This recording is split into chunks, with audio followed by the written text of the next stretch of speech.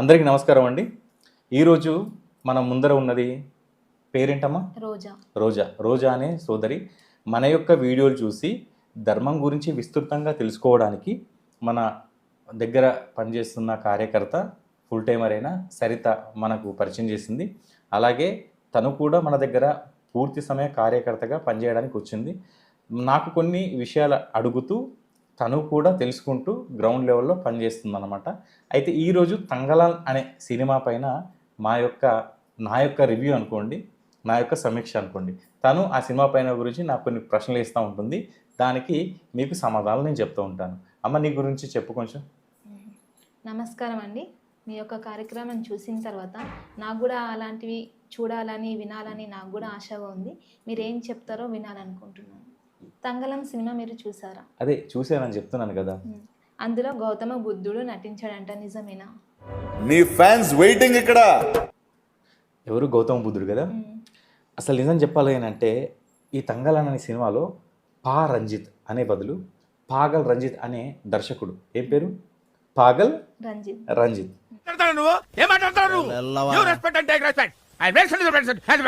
వాడు ఏం చేశాడంటే నిజానికి గౌతమ బుద్ధుడిని ఆ సినిమాలో జీవించేటట్టుగా చేయాలనుకున్నాడు.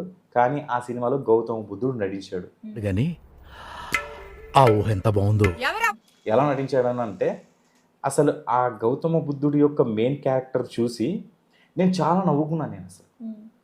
నేను చాలా నవ్వుకున్నాను. అసలు ఆ సినిమా మీకు ఎలా అనిపించింది? బాగా అడిగావు. చాలామంది ఏంటంటే ఆ విక్రమ్ అలా నటించాడు, తన యొక్క వయసుకి మించిన పాత్రను చేశాడు, అసలు ఆ పాత్ర కోసం ఎంతో కష్టపడ్డాడు అని అంటుంటారు కదా.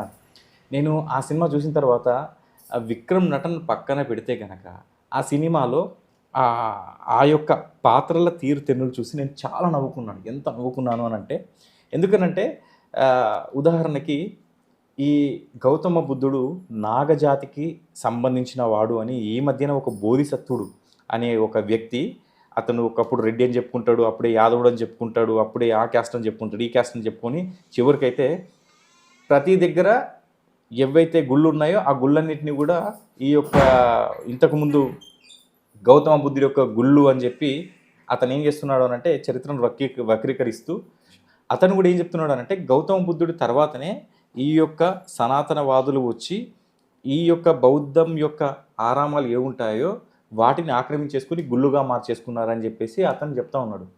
నిజంగా చెప్తున్నాను, ఆ సినిమా చూసిన తర్వాత ఎందుకు నవ్వుకున్నానంటే ఇలాంటి బోధిసత్వుడికి ఇప్పటికైనా ఆ బుద్ధుడిని అడ్డం పెట్టుకున్న వాళ్ళకి ఈ సినిమా చూసైనా కొంచెం బుద్ధి రావాలి. ఎందుకని అంటున్నానంటే ఎప్పుడైతే ఈ బుద్ధుని నటింపజేశాడు అని నేను అన్నాను, అవునా, నిజం చెప్పాలి అంటే గౌతమ బుద్ధుడు ఆత్మను నమ్మడు. కానీ ఈ సినిమాలో గౌతమ బుద్ధుడికి ఒక సీన్ ఉంటుంది. ఏముంటుందనంటే ఒక రాక్షసి, అంటే రాక్షసి అనలను, లేదంటే ఆ పాగల్ రంజిత్ గారు పెట్టిన ఒక క్యారెక్టర్, ఒక విలన్ క్యారెక్టర్, ఒక లేడీ క్యారెక్టర్ అనమాట. ఆ లేడీ క్యారెక్టర్ని ఎలా పెట్టారు అని అంటే ఒక బంగారు గనిలాగా ఉంటుందన్నమాట. ఇప్పుడు కేజీఎఫ్ సినిమాలో బంగారాన్ని తవ్వుతారు కదా, అట్లాగా ఒక బంగారం తవ్వే ఒక ప్లేస్లో ఒక రాణిలాగా ఒక ఆవిడని ఉంచుతారు.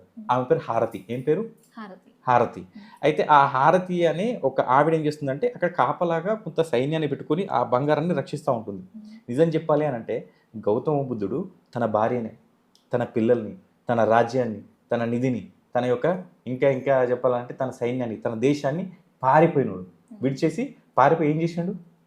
బోధి చెట్టు కింద కూర్చున్నాడంట. అతనికి చెట్టు కింద 40 రోజులు కూర్చుంటే జ్ఞానం వచ్చిందంట. అని చదువుకున్నావు కదా నువ్వు చిన్నప్పుడు పుస్తకాల్లో? చదువుకున్నావా లేదా? మరి గౌతమ బుద్ధుడికి ఆ రాజ్యమే అవసరం లేదనుకున్నప్పుడు మళ్ళీ ఆ గౌతమ బుద్ధుడు ఇంకేంటి? ఆత్మల్ని నమ్మడు. మరి అక్కడ కాపలా కాసే ఎవరో తెలుసా? నాగజాతి వంశీయులు. ఆ నాగజాతి వంశం నుంచే గౌతమ బుద్ధుడు వచ్చాడని అదొక వక్రీకరణ. ఆ యొక్క ధనానికి ఎవరు కాపలాగా ఉంటున్నారు? ఆత్మలు కాపలాగా, అంటే ఒక దయ్యాలు, ఒక భూతాలు, ఒక పిశాచాలు ఒక కాపలాగా ఉంటున్నాయి. మరి గౌతమ బుద్ధుడు ఎక్కడ కూడా ఆయన యొక్క బోధనల్లో ఆత్మ గురించి కానీ దయ్యం గురించి కానీ చెప్పలేదు. కానీ వీళ్ళు ఏం చేశారు? ఒక హారతి అనే క్యారెక్టర్ని ఒక దయ్యంలాగా, ఒక దయ్యము ఒక అక్కడ ఉండి కాపలా కాస్తుందన్నట్టు చూపించారు. ఇది కామెడీ అంటారా, సీరియస్ అంటారా? మీరే చెప్పండి. ఇది కామెడీయా, సీరియసా? కామెడీ కదా, అవునా? ఇప్పుడు వీళ్ళంతటా వీళ్ళే వక్రీకరించుకుంటున్నాడా ఇంకా ఎవడో వచ్చి వక్రీకరిస్తున్నాడా? వాళ్ళంతలో వాళ్ళే వాళ్ళంతటా వాళ్ళే వాళ్ళే, అంతే కదా. ఇప్పుడు క్లియర్ అయిపోయిందా? ఆ సినిమాలో విగ్రహాన్ని తల నరికేస్తారంట కదా రాజు, మీకు ఎలా అనిపించింది? అంటే దీన్ని చాలామంది ఏం చేస్తున్నారు అని అంటే, దీన్ని నేను స్క్రీన్ పైన మీకు ఇస్తున్నాను, మీరు చూడొచ్చు. ఆ సినిమాలో ఏంటంటే ఒక శైవం అంటే ఎవరు? శివుణ్ణి ఆరాధించే వాళ్ళు శైవులు. ఒక శైవుడు, దాంతోపాటు ఒక రాజు, క్షత్రియ ధర్మం పాటించే రాజు. అప్పుడు వాళ్ళకి ఎంత వెతికినా ఆ సీన్లో ఏంటంటే బంగారం అనేది మట్టి ముద్దలా అయిపోతుంది. బంగారం ముడతారు, అది మట్టి ముద్దలా అయిపోతుంది. బంగారం తీస్తారు, మట్టి ముద్దలా అయిపోతుంది. అప్పుడు అక్కడ ఉండే ఒక పూజారి, శైవ పూజారి ఏమంటాడనంటే, రాజుకి చెప్తాడు, రాజా ఈ విగ్రహాన్ని తల నరికేసి అప్పుడు ఇదంతా బంగారం అయిపోతుంది అని చెప్పేసి. సరే, ఆ పూజారిని ఆ పాగల రంజిత్ గాడే రచించాడు. ఆ యొక్క రచన, ఆ యొక్క క్యారెక్టరైజేషన్ని ఎవరు చేశారంటే ఆ రంజిత్ అనే వ్యక్తి, ఆ దర్శకుడు సృష్టించాడు. అయితే ఇక్కడ మరి అది సైతాన్ అనిపించింది ఈ దర్శకుడే. మరి అక్కడ క్షత్రియ ధర్మం ఏంటి? ఖచ్చితంగా యుద్ధం చేయడం. అతను ఏం చేస్తాడు? ఖచ్చితంగా అప్పుడు ఆ యొక్క బుద్ధుని విగ్రహం యొక్క తల నరికేస్తాడు. నరికినప్పుడు ఈ యొక్క హారతి అని చెప్పాం కదా, అసలు బుద్ధుడే ఆత్మల్ని నమ్మడు. ఆ బుద్ధుని ఆత్మలు నమ్మనప్పుడు కానీ అక్కడ తల నరికితే ఇక్కడ పొట్ట చిరిగిపోతుంది. పొట్ట చిరిగిపోయి ఆ పొట్టల నుంచి బోర్ల నుంచి నీళ్ళు ఎట్లు వస్తాయి? బోరు నీళ్ళు ఎట్లు వస్తాయి? బోరు బావి నీళ్ళు, బోరు ఒకసారి నీళ్ళు వేసినప్పుడు ఎట్లా వస్తాయి? ఉప్పొంగుంటూ ఒక్కడిసారి వస్తాయి కదా. అప్పుడు నేను ఎంత పగలబడి నవ్వానంటే, అక్కడ తల నరికితే ఇక్కడ ఆత్మ కడుపు తెగిపోయి ఇంకా రక్తం దార అక్కడ వరకు వస్తుంది. 4 ఇంచులు 5 ఇంచులు. నీకు అర్థమైంది నేను చెప్పేది? అప్పుడు ఆ రక్తం మొత్తం ఏమైపోతుంది అని అంటే, దగ్గర 1 ఎకరం ఉంటుంది అనుకుంటే స్థలం, ఆ రక్తం మొత్తం ఎకరం దర్శిపోతుంది. ఇది నీకు అర్థమైంది?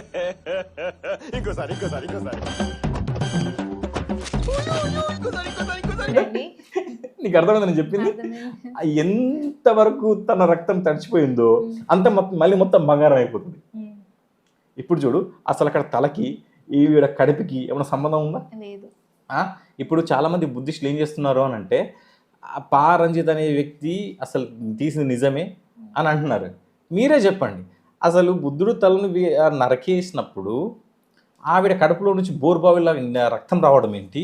మళ్ళీ అదంతా బంగారం అవ్వడం ఏంటి? మీరైనా కొంచెం లాజిక్ ఆలోచించారా? అవునా కదా? సినిమాలో పాస్టర్లని హైలైట్ చేస్తారంట, నిజమేనా? చాలా బాగా అడిగావమ్మా. ఎందుకనంటే సినిమాలో మీరు పాస్టర్లు అంటున్నావు, ఒక చిన్న సవరణ ఏంటంటే క్రైస్తవ్యాన్ని హైలైట్ చేసినట్టుగా చాలామంది చెప్తున్నారు. ఎందుకనంటే ఒక సీన్లో ఏంటంటే ఒక బ్రిటిష్ దొర కిందికి దిగడానికి ఒక అణగారిన వ్యక్తి యొక్క చేయి పట్టుకోమని అంటాడు. అంటే అక్కడ చూడండి, చాలామంది ఏమంటారంటే బ్రాహ్మణులు ఒక అణగారిన వాళ్ళని పట్టుకోరు, కానీ ఆ సీన్లో చూడండి ఒక తెల్ల దొర మన యొక్క ఇండియన్స్ని, ఒక తెల్ల జాతీయుడు నల్ల జాతీయుడు చేతి పట్టుకొని కిందికి దిగాడు అని చెప్తూ ఉంటాడు. కానీ అదే వ్యక్తి ఏం చేస్తాడు అని అంటే మన యొక్క నల్ల జాతీయుల్ని సైతాన్ అంటాడు. ఏమంటాడు? మనం నల్ల జాతీయులేం కాదు, కానీ వాళ్ళు పెట్టుకున్న పేరు అది. మనం నల్ల జాతీయులు ఎందుకైతే మనం జ్ఞానులము, మనం ఆర్యులము, మనము నిజం చెప్పాలంటే విశ్వ గురువులం మనం. అదే సినిమాలో నిధి కోసం వస్తూ ఉంటాడు అనమాట ఆయన. అతను ఏం చేస్తాడు? ప్రతిసారి హీరోని సైతాన్ సైతాన్ సైతాన్ అంటాడు. అర్థమైనా? సైతాన్ అంటాడు. అంటే ఇక్కడ ఎవరిని అంటున్నాడు సైతాన్ అని? బ్రిటిష్ వాళ్ళని అంటున్నాడా, ఇండియన్స్ అంటున్నాడా? ఈ బ్రిటిష్ వ్యక్తి, ఆ సినిమాలో ఉన్న ఒక బ్రిటిష్ వ్యక్తి సైతాన్ అని చెప్పి భారతీయులను అంటున్నాడా, బ్రిటిష్ వాళ్ళని అంటున్నాడా? మన భారతీయులనే కదా అంటున్నాడు కదా. మరి సిగ్గుందా ఆ సినిమా డైరెక్టర్కి? ఒక హీరోని పట్టుకొని, అంటే మనవాన్ని పట్టుకొని సైతాన్ అనిపించాడు దాంట్లో. అది మీకు ఎలా నచ్చుతుంది? అర్థమవుతుందని చెప్పేది. మళ్ళీ ఈ సినిమాలో తెల్ల జాతీయుడు ముందుగా మంచిగా ఉండి తర్వాత విలన్గా మారిపోతాడంట, దాని గురించి మీ వివరణ? ఓకే, చాలా బాగా అడిగామమ్మా. అయితే ఏంటంటే ఇక్కడ మనం ఆలోచించాల్సిందంటే, అతను ముందు పెట్టుబడి పెడతా ఉంటాడు. ఎవరు? ఈ విదేశీయుడు వీళ్ళపైన పెట్టుబడి పెట్టి మొత్తం ఆ బంగారం ఎక్కడుందో తవ్విపిస్తాడు. కానీ ఆ తవ్వే క్రమంలో ఏంటంటే వీళ్ళకు దొరకదు ఫస్ట్. తర్వాత కొంచెము బుద్ధుడి దగ్గర కొంచెం బంగారం దొరుకుతుంది. ఆ బంగారం దొరికిన తర్వాత ఇతను ఏం చేస్తాడు అని అంటే ఇంకొంత డబ్బు, ఇంకొంత మందిని తీసుకొని వస్తాడు. ఎవరిని? ఈ యొక్క తంగనాల్ని పంపిస్తాడు. ఈ యొక్క విక్రమ్ని పంపించి ఇంకొంతమంది కూలిని కూడా తీసుకురా అని చెప్పేసి. తర్వాత వీళ్ళందరికీ ఆ బంగారం దొరుకుతుంది. దొరికినప్పుడు ఏమైపోతుందంటే అందరు బంగారం బయట తీసుకొని వస్తారు. తీసుకొని వచ్చినప్పుడు అప్పుడే ఈ హారతి అనేది వచ్చేసి ఏం చేస్తుంది అంటే అందరిలోకి ఆవాహించేసి మళ్ళీ అదే బంగారాన్ని మళ్ళీ మట్టి చేసేస్తుంది. చేసినప్పుడు అప్పుడు ఫైట్ ఆ ఫైట్లో మళ్ళీ ఈ యొక్క విదేశీయుడు ఎవడైతే పెట్టుబడి పెట్టాడో ఆడిని చంపేస్తారు. అంటే మీరు అందరూ ఒకటే, పాపం వాడు ఎవడో విదేశీయుడు వచ్చి వీళ్ళందరినీ మేపుతా ఉంటే వీళ్ళందరూ కలిసి వాడిని చంపేస్తారు. అర్థమైందా ఇక్కడ స్టోరీ? సో ఇక్కడ ఈ పాగల్ రంజిత్ అనే వ్యక్తి ఏం చెప్పాలదలుచుకున్నాడు అని అంటే ప్రతిదీ కాపీయే. అసలు ఆత్మ అనే కాన్సెప్ట్ అనేది బౌద్ధిజంలో లేనే లేదు. మళ్ళీ ఒక చోట ఏం చేస్తాడు అని అంటే బుద్ధుడి తల నరికిన తర్వాత ఆ బుద్ధుడి తల ఎవరు దొరుకుతారు తెలుసా? హీరో కొడుకు దొరుకుతుంది. ఆ హీరో కొడుకు ఏం చేస్తాడంటే ఆ బుద్ధుడి తల తీసుకుపోయి ఎక్కడైతే ఆ బుద్ధుడిది ఇంకొక మొండెం ఉంటుందో దానికి జతపరుస్తాడు. జతపరచగానే వీడికి కూడా ఆత్మ వచ్చేస్తుంది. వీడి లోపల కూడా ఆత్మ వచ్చేస్తుంది. ఆత్మ వచ్చేసి మధ్యలో ఇంకా అరుస్తూ ఉంటుంది, మీరు ఇక్కడ నుంచి వెళ్ళిపోండి, వెళ్ళిపోకపోతే బాగుండదు. అసలు ఆ సినిమా హర్రర్ సినిమానా, లేదు అని అంటే ఒక కాన్సెప్ట్ బేస్డ్ సినిమానా, లేదు అంటే ఒక చారిత్రాత్మక సినిమానా అని అనుకుంటే ఇది ఏవి కావు. ప్రజల్ని జనాల్ని ఒక వెర్రి వాళ్ళుగా చేసి నిజం చెప్పాలంటే నాలాంటి వాడు పిచ్చగా నవ్వుకున్నాడు. మిగతా జై భీమ్ జై భూమ్ బ్యాచ్ మాత్రం ఏమనుకుంటారు అని అంటే అనగారిన వాళ్ళని తొక్కేశారు, వాళ్ళని అది చేశారు ఇది చేశారు. ఏది ఇప్పుడు నిజంగా మీ అందరికీ నేను ఛాలెంజ్ చేస్తున్నాను, తంగలాన్ మూవీ ఒప్పుకున్న ప్రతి ఒక్కడు ఆ సినిమాలో ఆత్మ అనే కాన్సెప్ట్ని మొదటి నుంచి చివరి వరకు బుద్ధుడు కూడా నటించాడు దాంట్లో, అవునా? సో మీరు దీనికి ఒప్పుకుంటారా? ఇది నా ఓపెన్ ఛాలెంజ్. సరే అమ్మా, అర్థమైంది అనుకుంటా. సో ఈ సినిమా సమీక్ష వీడియో ఎప్పుడు పెడతారు? మంచి ప్రశ్న. నిజం చెప్పాలనంటే ఈ సినిమాని నేను 1, 2, 3 సార్లు ఆ బుద్ధుడు తల నరికేసిన సీన్ని చూశాను. ఒక్కొక్కసారి ఫార్వర్డ్ చేసుకుంటూ అంటే వెనక్కి ముందుకు చూశాను. ఈ సినిమా రివ్యూ ఎప్పుడు పెడతాను అని అంటే ఒక వారం 10 రోజుల తర్వాత పెడతాను. ఎందుకనంటే మన వాళ్ళు చాలామంది ఆతరంగా ఉంటారు, నిజంగా సినిమాలో బుద్ధుడు నటించాడు అని చెప్పేసి. నటించాడు, బట్ ఎట్లా నటించాడో నాలంటోడికి అర్థమవుద్ది. అసలు ఆ సీన్ తల కట్ చేసిన సీన్ ఆల్రెడీ నేను ఎప్పుడో ఆ బోధిసత్వుడు ఏం చేశాడు అని అంటే బుద్ధుడి విగ్రహాన్ని కట్ చేసినప్పుడు ఈ ఒక్క సీన్ చాలు భారతదేశ చరిత్రను ఏ విధంగా వక్రీకరించారో అని వాడు పెట్టాడు. నేను వాడికి కౌంటర్గా హైందవ సంస్కృతి సాంప్రదాయాన్ని ధ్యానం అనే పేరుతో కాపీ కొట్టిన వాడి యొక్క నరకాల్సింది వేళ్ళు కాదు తల అని చెప్పేసి ఎప్పుడో ఒక మీమ్ తయారు చేశాను. ఒకే దెబ్బకు 2 పిట్టలు, ఒకటి బోధిసత్వుడు ఇంకొకటి బుద్ధిజం పేరు పెట్టుకొని ఈ నాటకాలు ఆడే వాళ్ళందరికీ. సో అందుకోసం అని చెప్పేసి ఒక వారం తర్వాత రిలీజ్ చేస్తాను. అప్పటికి ఏంటంటే ఆ థియేటర్ల నుంచి దొబ్బేస్తుంది సినిమా. దొబ్బేసిన తర్వాత ఇంకా నా మాటల్ని సినిమాలాగా చూసి మీరు ఎంజాయ్, పండుగ. సరేనమ్మా? ఇదండి మోక్షధర్మ అధ్యక్షుడు నరేష్ గారి సినిమా రివ్యూ. ఓకే అమ్మా, థ్యాంక్ యూ. జై శ్రీరామ్.